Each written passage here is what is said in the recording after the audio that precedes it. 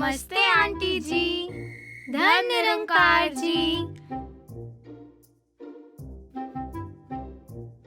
वाह प्रियंका, तुम्हारे बच्चे तो बड़े संस्कारी हैं। बिना कुछ बोले ही अपने आप पानी और फल ले आए। सही बोला आपने। नहीं तो आजकल के बच्चे बोलने के बाद भी कुछ काम करने में आलस करते हैं और कई बार कतराते भी हैं। ये दोनों बाल सत्संग जाते हैं। वहाँ इनको सेवा, सत्संग और सिमरन करने की शिक्षा मिलती है। सबकी सेवा करने की प्रेरणा भी मिलती है। इसलिए ये दोनों खुशी खुशी इसे काम नहीं बल्कि सेवा समझते हैं। ये तो बड़ी अच्छी बात बताई। आगे से हमारे बच्चों को भी साथ ले जाना। हाँ बिल्कुल। आज ही 55th वर्चुअल महाराष्ट्र संत समागम की तारीख भी आई है। हाँ जी, और समागम में वर्चुअल किड्स एग्जीबिशन भी होगा, जिसमें बहुत अच्छी शिक्षा और प्रेरणादायी कहानी सुनने को मिलेगी। हम आपसे लिंक भी शेयर कर देंगे, आप सभी जरूर देखना। हाँ बच्चों, हम भी अपने बच्चों के साथ बैठकर किड्स एग्जीबिशन का आनंद लेंगे।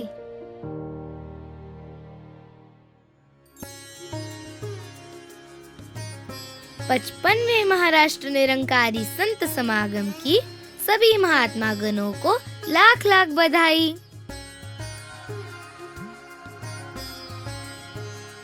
इस निरंकारी संत समागम की थीम है श्रद्धा, भक्ति और विश्वास, मन में रहे आनंद का वास। और इस समागम के चंद दिन पहले ही वर्चुअल निरंकारी बाल प्रदर्शनी 2022 में आप जी का तहे दिल से वेलकम वेलकम।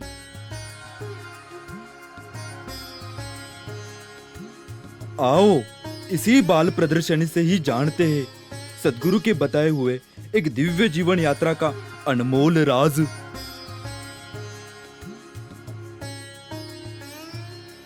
आओ चलते हैं इस बाल प्रदर्शनी की ओर, मन में लेकर शिक्षा की आस।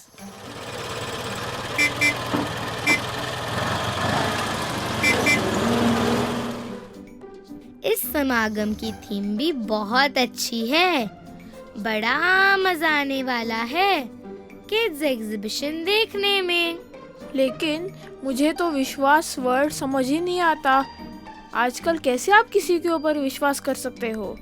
क्यों नहीं कर सकते हैं? आओ एक उदाहरण से विश्वास को समझने की कोशिश करते हैं। हाँ हाँ, मुझे भी सुनना है। हाँ हाँ, क्यों नहीं, तुम भी सुनो।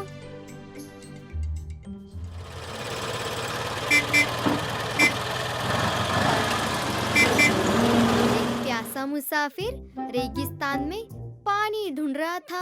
काफी ढूंढने के बाद उसे एक झोपड़ी दिखी। जब झोपड़ी के पास जाकर दरवाजा खोला तो सामने एक बुजुर्ग आदमी को लेटे देखा और दूसरी ओर एक हैंडपंप देखा। जल्दी से हैंड पंप चलाकर अपनी प्यास बुझा लेता हूँ। ओहो, इसमें तो पानी ही नहीं है। दादाजी, ये हैंडपंप खराब है क्या? मुझे बहुत प्यास लगी है, पानी पीना चाहता हूँ। बेटा, यह हैंडपंप से पानी निकालने के लिए इसमें ही पहले थोड़ा पानी डालना पड़ता है। इस नीचे रखे मटके में थोड़ा सा पानी है। पहले हैंडपंप के ऊपरी सिरे से पानी अंदर डालो और फिर इसे चलाने पर पानी आएगा। निकाले हुए पानी में से थोड़ा फिर मटके में डाल देना ताकि ताकि अगले मुसाफिर के लिए भी पानी निकालना आसान हो जाए। क्या यह बुजुर्ग सच बोल रहा है? क्या मुझे मटके का थोड़ा सा पानी पी लेना चाहिए या फिर हैंडपंप में डालकर कोशिश करनी चाहिए? क्या लगता है मोटू, मुसाफिर को क्या करना चाहिए? मुझे लगता है मुसाफिर को मटके का पानी पी लेना चाहिए। क्या भरोसा बुजुर्ग आदमी की बातों का पानी निकले या नहीं। पिंकू, तुम्हें क्या लगता है? अयो, बुजुर्ग दादाजी काफी अनुभवी लग रहे हैं और बाल सत्संग में भी यही सीखा है कि बुजुर्गों की बात माननी चाहिए। हैंडपंप के पानी से प्यास भी बुझ जाएगी और आगे के सफर का इंतजाम भी हो जाएगा। चलो आगे देखते हैं।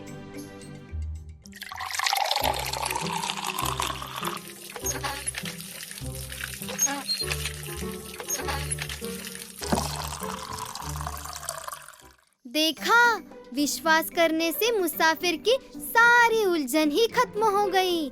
आई कुछ बात समझ में? ओ, अभी विश्वास की इम्पोर्टेंस तो समझ आ गई, पर माताजी ने भक्ति का जिक्र किया है। ये भक्ति जीवन में कैसे करनी है? अच्छा जी, तो गाड़ी अब यहाँ पर आकर रुकी है।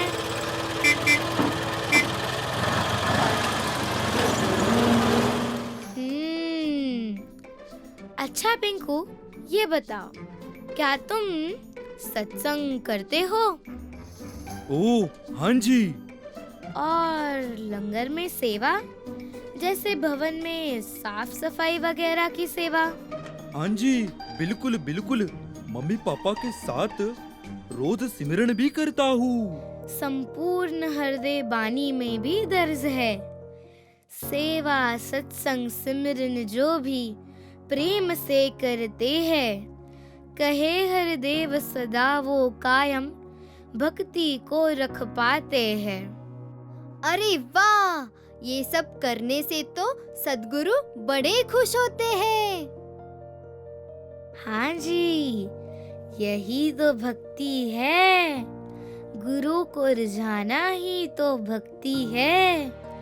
संपूर्ण अवतार बानी में भी लिखा है, भक्ति लोग अभी ना समझे, प्रभु को पाना भक्ति है। तज के सारे भ्रम भूले खे, गुरु रिझाना भक्ति है। मेरा भी एक सवाल है। क्यों नहीं, पूछो पूछो। क्या बच्चों को भी भक्ति करनी चाहिए? हाँ, क्यों नहीं। क्या तुमने भक्त प्रहलाद का नाम नहीं सुना? वो तो बचपन से ही भक्ति में लीन थे। अयो हाँ, मेरे मम्मी पापा भी बहुत सारे महापुरुषों को घर बुलाते हैं, सत्कार करते हैं, प्रेम से लंगर खिलाते हैं, ज्ञान चर्चा करते हैं और गीत गाते हैं। क्या यह भी भक्ति है? बिल्कुल, ये भी भक्ति है। निरंकारी राजमाता जी ने भी कहा था, भक्ति की शुरुआत घर से होती है। और शहंशाह जी ने भी यही समझाया था, गुरु को खुश करना है तो उनके नवाजे हुए संतों को खुश करना होगा। हर संत में सद्गुरु का रूप देखकर उनकी निष्काम भाव से सेवा सत्कार करना ही भक्ति है। भक्ति गीत गाना सद्गुरु की महिमा गाने का जरिया है, इसे भी भक्ति माना जाता है। पक्के संतों के संग ब्रह्म ज्ञान की चर्चा करने से विश्वास दृढ़ होता है और जीवन जीने की प्रेरणा भी मिलती है। सद्गुरु माता सुदीक्षा जी महाराज ने हमेशा यही समझाया है, भक्ति एक जर्नी है, यात्रा है, जिसमें ब्रह्म ज्ञान लेने के बाद सेवा सत्संग सिमरन निरंतर करते रहना चाहिए। इससे जीवन सरल और आनंदमय हो जाता है। अयो वाह, ये विश्वास और भक्ति की बातों को समझकर तो मेरी तो आंखें ही खुल गई। और ये तो हम बच्चों के लिए भी बहुत इम्पोर्टेंट है। लेकिन आनंद को कैसे समझा जा सकता है? जरा वो भी समझाओ। हाँ, क्यों नहीं। आओ, तुम्हें कहानी सुनाऊं।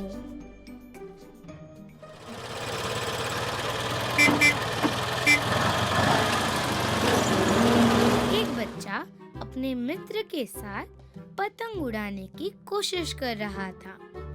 2-3 बार कोशिश करते हैं बच्चे, पर पतंग गति नहीं लेता क्योंकि हवा ही नहीं चल रही थी। बच्चा अपनी माँ के पास जाकर हेल्प करने के लिए कहता है।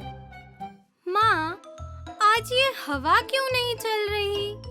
मेरी पतंग बिल्कुल नहीं उड़ रही। कल कितनी अच्छी हवा थी और पतंग भी कितनी ऊंची उड़ रही थी। आप कुछ करो ना प्लीज। मम्मा, आप सदगुरु से क्यों नहीं रिक्वेस्ट करते हैं कि हवा चला दो जोर जोर से? हमें पतंग उड़ानी है। वो तो सब कर सकते हैं ना। आप सिमरन करो ना, परमात्मा को बोलो ना, प्लीज प्लीज प्लीज। अच्छा जी, ये तो आपने बड़ी समझदारी वाली बात कही। आओ बच्चों, तुम्हें एक राज की बात बताऊं। जल्दी बताओ माँ, मुझे खेलना भी तो है। हाँ जी बच्चे, आपको पता है हमारी पृथ्वी में हजारों करोड़ों जीव जंतु रहते हैं। सबके लिए साफ हवा, खाना और पानी की व्यवस्था कौन करता है? हाँ, निरंकार परमात्मा करता है। हमने सत्संग में सीखा है। सही जवाब। तो आपने ये भी सीखा होगा कि परमात्मा सबका ख्याल रखते हैं और इनकी मर्जी के बिना पत्ता भी नहीं हिलता। हाँ, पर इस बात से मेरी पतंग और ये हवा का क्या वास्ता? बिल्कुल है। जब आप ये बात मानते हो कि सबका ख्याल निरंकार रखते हैं, तो फिर आज हवा का ना चलना भी उनकी मर्जी है ना।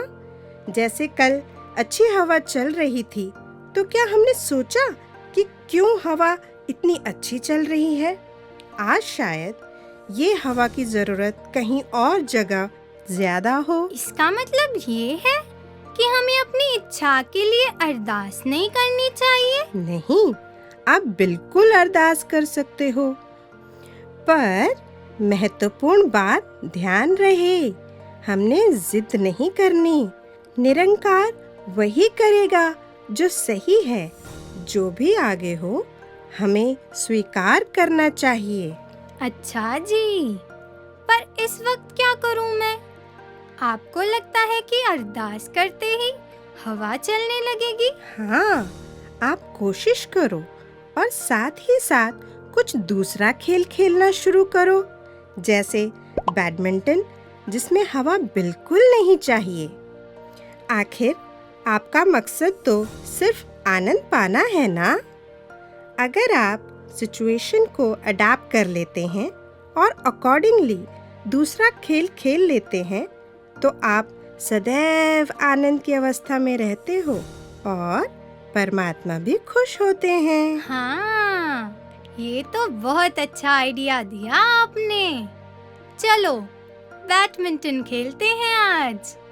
बड़े दिन हुए बैडमिंटन खेले। अब एक आखिरी बात तो बता दो, इससे परमात्मा कैसे खुश होंगे? बहुत बढ़िया सवाल। देखो बच्चे, जब आप माँ के बनाए पौष्टिक खाने को बिना कोई शिकायत किए खा लेते हो, तो देखा है अपनी माँ की आंखों में संतुष्टि और आनंद। वैसे ही जब परमात्मा की रजा में ढलकर हम आनंद में रहते हैं, तो सद्गुरु भी हमारी ये भक्ति अवस्था को देख के प्रसन्न होते हैं।